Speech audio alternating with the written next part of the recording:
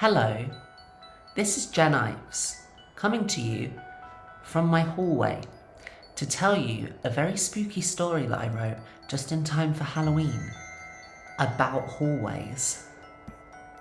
Well, about one specific, it's about a hallway. There's a hallway in it. It's called A Meeting on the Hallway. Tash awoke at 4 a.m. and made her way onto the hallway to greet her dad Martin and brother Ben. This was the third time this week that they had all, at the exact same time, awoken dead on 4 in the morning. There was an ill ease in the late night air, or was it more like early morning air? Tash wasn't sure exactly, but she knew something wasn't right with it. Ben made a joke about it happening again, but Tash couldn't bring herself to even feign laughter. She was frightened, and she hadn't been frightened like this since she was a small child. Dad decided he was going to do something about it, get to the bottom of why they were all waking up.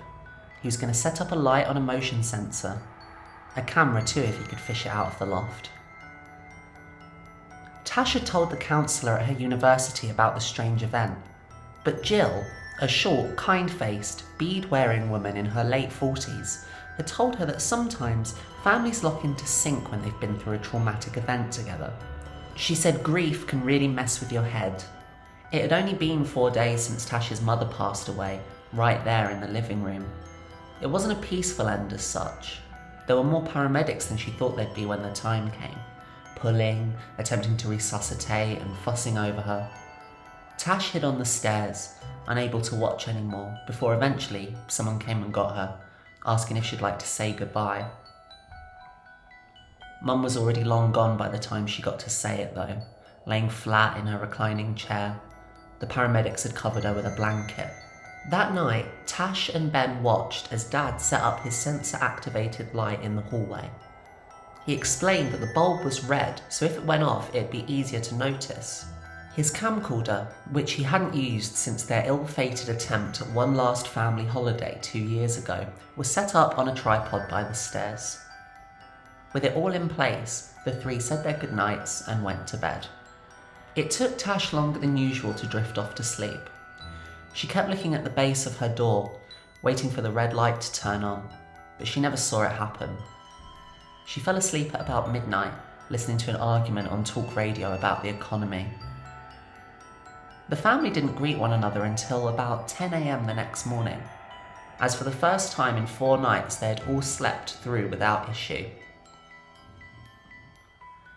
As Tash entered the lounge with a bowl of Cheerios and a cup of tea, Dad sat on the floor in front of the television, attempting to find the right AV channel for the camcorder.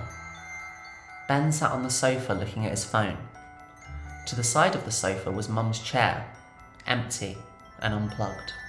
As Tash sat down next to Ben, the contents of the camcorder's internal memory popped onto the television, displaying a zoomed-out shot of the small hallway outside their rooms. It wasn't the straightest angle, but it was good enough. Dad began fast-forwarding the tape, and it was clear enough that nothing was happening. Just a stationary shot of the hallway for hours and hours. Tash began eating her Cheerios and nudged Ben. He didn't look up, and as Tash glanced down at his phone, expected to see some sort of meme or video of a man falling off of a shed roof.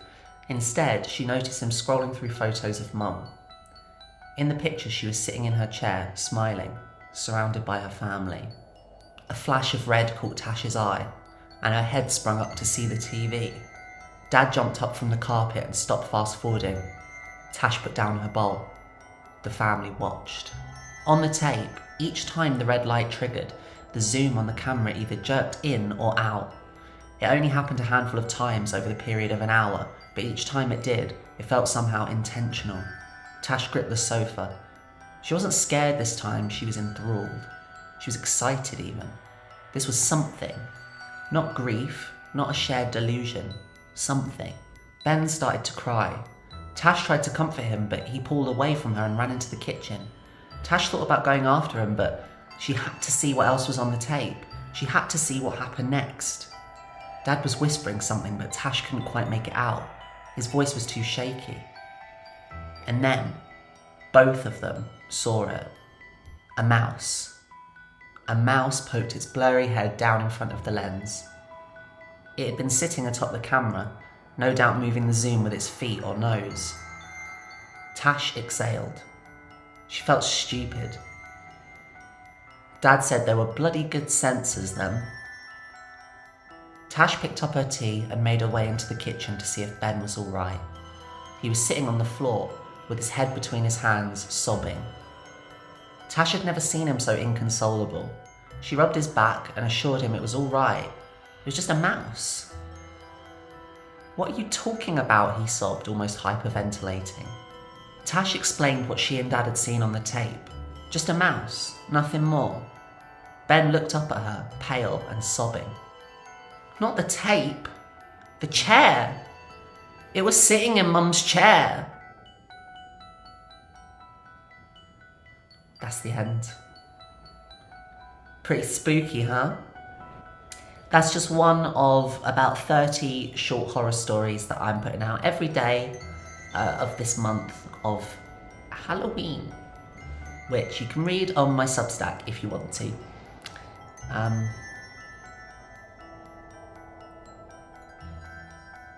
Thank you for listening, and don't have nightmares. End as such. There were more paramedics than she thought there'd be when the time came. Pulling.